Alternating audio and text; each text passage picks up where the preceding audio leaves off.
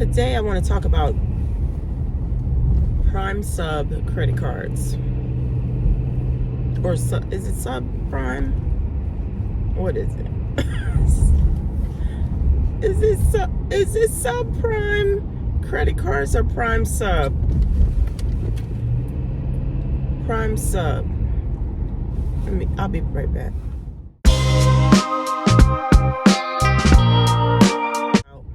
Prmesub credit cards.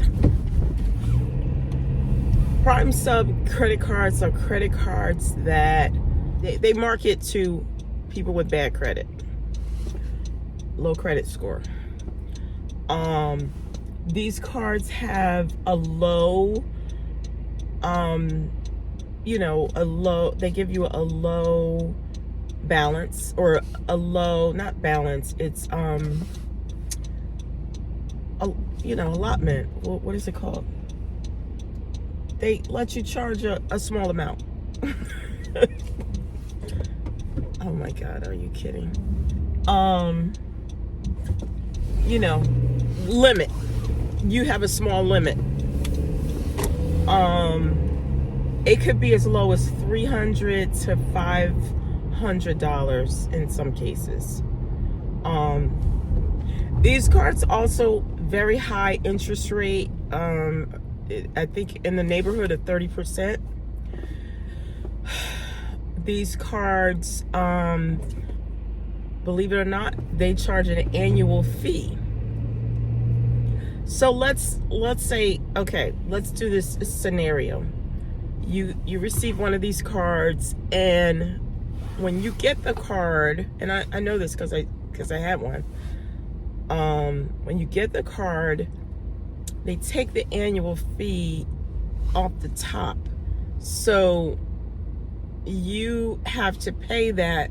If you have a limit of $500, now it's $400 because they take the annual fee out.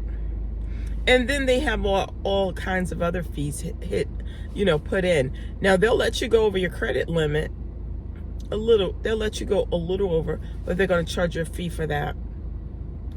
And like I said, the interest rate is around 30%. They'll keep it under 30, so it'll be in the 29.99, so that you think it's not 30. Well, it's not 30%, Stay away from these cards. I had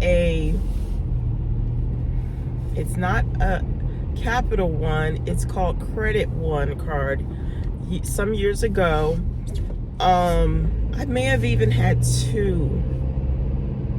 But anyway, I definitely had a Credit One card. Now, talk about marketing. This card looks if you look at the Credit One and the Capital One card, they look very similar. Very similar logo, very similar. And the word credit, if you don't know any better, it looks like Capital One.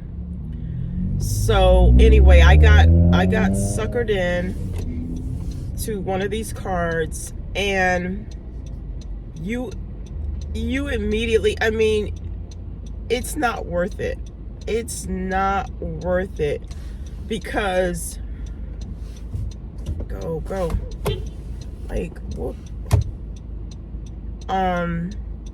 it's not worth it because if you don't pay that card in full, the interest, like I said, you're paying basically 30% interest on the card. And so whatever balance you carry over, you're gonna pay a 30% interest rate on that card. So in no time, if you're not already at your limit, you're gonna be at your limit in no time. And then, like I said, they will charge you for being over your limit. I don't know, $25 or something for being over your limit. It's not worth it. They market it to people, like I said, who have low credit scores. And let me tell you where I was when I got my credit, when I got my Credit One card, low credit score, like just feeling defeated, feeling completely defeated in life, like with credit. Okay, what?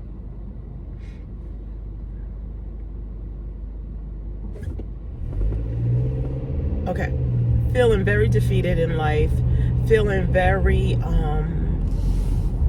self-esteem was very low. Just feeling like the world was against me, and I couldn't do anything right. I just couldn't do anything right. So when this company offers to give me a credit card, it's like, oh, somebody believes in me. Somebody believes in me. And yeah, I know it's a high interest rate, but because I have I'm classified as bad credit, that's really what I deserve. This is what you're feeling. This is what I deserve right now, and this will help me get my credit. They also market it as this can help build credit. It's not helping you build credit. It's actually going to help your credit go further in the toilet. Because again, chances are you're going to be in collections with them. You're going to be in collections. You're going to be in collections with them. And it's just going to make whatever situation you're already in, it's going to make it worse. And they are the worst of the worst. So I would encourage anybody right now, go through your credit cards, because you may not even realize it's Credit One. It's not Capital One. Now, Capital One is, I'm not saying Capital One is like a top tier credit card, because it's not. It's also marketed, I believe it's marketed to people that have not the greatest credit, but the difference in Capital One is you can pull yourself out of the whatever deep hole you're in. You can do that with Capital One. Capital One has a lot of, I still have a Capital One card. Not only do they have a credit card, and it's also for people that have no credit. When my credit turned around and I went from bad credit to no credit, pretty much no credit. Because some things that I had that were old, very old, over 7 years, had dropped off. They had dropped off my credit report. And then newer things, like I went a lot of years just cash and carry. Cash and carry. But my point is, what is my point? Capital One helped me build my credit. It did help me build my credit. Of course, I had to pay my bills on time. I had to pay my bill on time, and I had to once I got out of the hole, what I was saying is I got out of the hole, so I went from bad credit to no credit, because I had a couple credit cards that they just were charged off. They were just like, okay, just pay us, and we won't, just pay us what you owe us, and you won't hear from us again. And so with that, they went off my credit report, and that was it. I was never, they went off my credit report. They disappeared from my credit report, which you really don't want Although I guess it's better for them to disappear than for you to show a delinquent charge that you paid. I don't know which is worse, not having them at all or having them delinquent on your report. So, but anyway, Capital One, I finally paid and they were gone. I had a, you know, the best thing if you're trying to build your credit, go to your bank, provided you have a bank. You may not have a bank. You may not be able to bank. I was in that situation. I couldn't. It's a long story. I have stories for days. But there was a time in my life, I think I mentioned that on one of my videos at least, I did not have a checking account with a reputable bank because of my practices. I'm not proud of this time in my life, but I had a friend. I had a friend who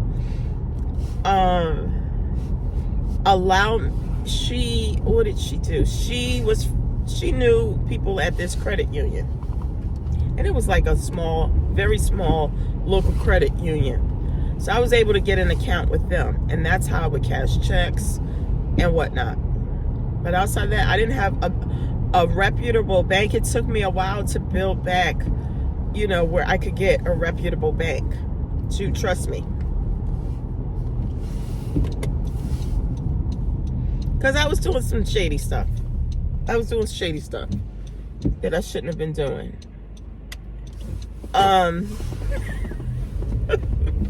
But anyway, don't use those subprime cards.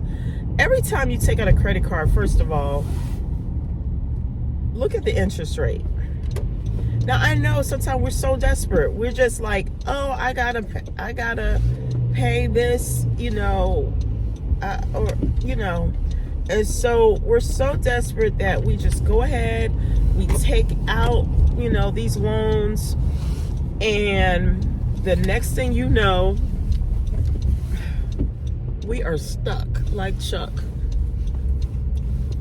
Anyway, don't forget to subscribe to the channel, like, comment below.